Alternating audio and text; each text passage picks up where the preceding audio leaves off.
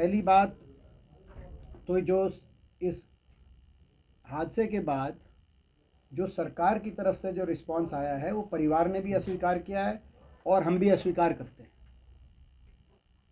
मात्र 5 लाख की आर्थिक मदद, आपको याद होगा कि ये पूर्ववर्ती कांग्रेस की सरकार में राजीव गांधी दुर्घटना योजना के तहत सड़क पे हादसे के 5 लाख रुपए की सहायता राशि दी जाती है।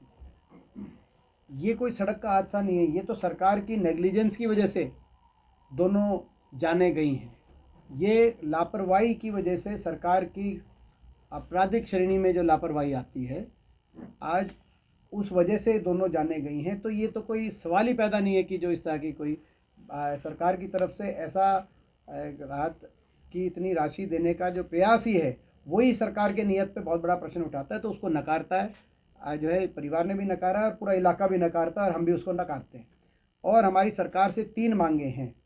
पहली मांग ये है कि दोनों परिवारों को सरकार राहत देते हुए दोनों परिवारों में सरकारी नौकरी दे, पक्की सरकारी नौकरी, आर्थिक मदद दी जाए। और जो लाखन माजरा है वहाँ पर, क्योंकि ये अंतर्राष्ट्रीय खिलाड़ी थे, हार्दिक इंडियन नेशनल बास्केटबॉल टीम में थे, तो हार्दिक के नाम से इंडोर स्टेडियम बनाया जाए ताकि उनका नाम आने वाले समय में हमारी आने वाले जो जनरेशन है उनके हमारे बच्चों को उनसे प्रेरणा मिले। तो ये स्टेडियम बने वहाँ पर, हमारी मांग है। आर्थिक मदद की जाए, 1 करोड़ रुपए की आर्थिक मदद मैं समझता हूँ दोनों परिवारों को की जाए तो एक अच्छा संदेश जाएगा। और साथ में उनको परमानेंट नौकरी, पहली मांग हमारी है।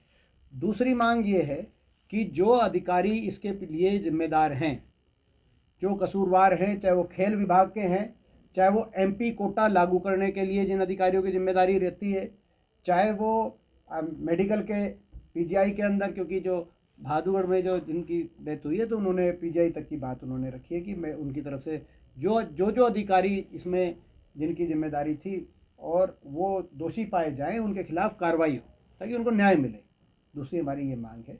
और तीसरी मांग हमारी ये है कि आज जो खेल ढांचा पिछले 11 साल में इस सरकार के कार्यकाल में बिल्कुल तहस नहस हो गया हरियाणा का, जिस खेल ढांचे को एक बहुत दूरदर्शी सोच के साथ पूर्ववर्ती कांग्रेस की सरकार ने विकसित किया था, प्रदेश में 481 खेल स्टेडियम हरियाणा प्रदेश में बनाने का कार्य हुआ था।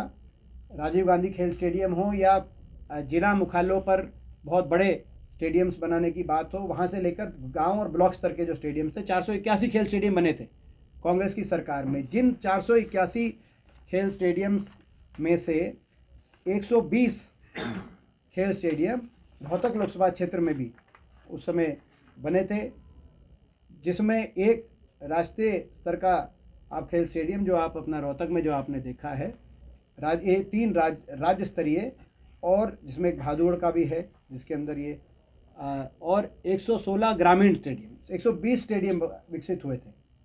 ये बात ठीक है कि पिछले 11 साल में मात्र एक खेल स्टेडियम बना ग्रामीण, 11 साल में। हमारे समय 120 बने थे रोहतक लोकसभा क्षेत्र में। और इसके साथ साथ 2 साई के सेंटर, एक रोहतक में और एक महम के अंदर, आज उसका भी क्या हाल है आप जाकर देखो। ये भी उस समय जो है मैंने मंजूर कराकर और शुरू अपने रोहतक के अंदर हम लेके आए थे।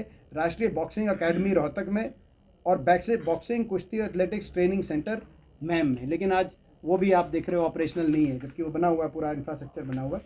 तो ये जो इंफ्रास्ट्रक्चर स्पोर्ट्स का हम लेके आए थे भारत सरकार से भी, जो साई के सेंटर है स्पोर्ट्स अथॉरिटी ऑफ इंडिया के, और खेल ढांचा जो क्रिएट हुआ था, चाहे रोहतक लोकसभा क्षेत्र की बात हो या पूरे प्रदेश की बात हो। तो तीसरी मांग हमारी ये है कि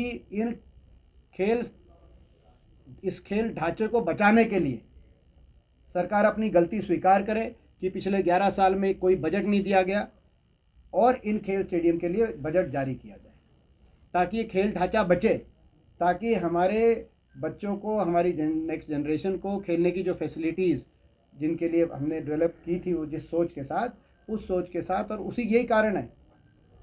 ये लाखन माजरा के मैं पे अब आता हूँ। लाखन माजरा का स्टेडियम भी मैंने खुद प्रयास करके स्टेडियम बनवाया था और 2009-10 में बनवाया था। आपने देखा और उसका रिजल्ट रहा, लाखन माजरा से निकल के नेशनल बास्केटबॉल टीम में कितने बच्चे पहुंचे, जिनमें इंक्लूडिंग हार्दिक, अभी भी 2 बच्चे नेशनल टीम में सिलेक्शन हुआ। ये इस सोच के साथ मैंने वहाँ पे डेवलप कराया था कि ये केवल हरियाणा का ही नहीं, देश की हमारे स्पोर्ट्स में अचीवमेंट बढ़े, हमारे देश की टीम में बच्चे यहाँ से जा रहे हैं और कितने बच्चों को रोज़गार का अच्छा अवसर मिल रहा। उसके बाद जब से सरकार आई, 1 रुपये का बजट भी लाखन माजरा स्टेडियम में लिए इनको नहीं दिया। इसकी मेंटेनेंस के लिए, रख रखाव के लिए, जैसे कि मैंने कहा कि 481 स्टेडियम्स में नहीं मिला, पूरे प्रदेश में 120 स्टेडियम रोहतक लोकसभा क्षेत्र में यहाँ नहीं मिला एक भी बजट, और लाखन माजरा के अंदर भी 1 रुपये का जो है कोई कार्य, विकास कार्य या मेंटेनेंस के लिए भी बजट नहीं दिया गया।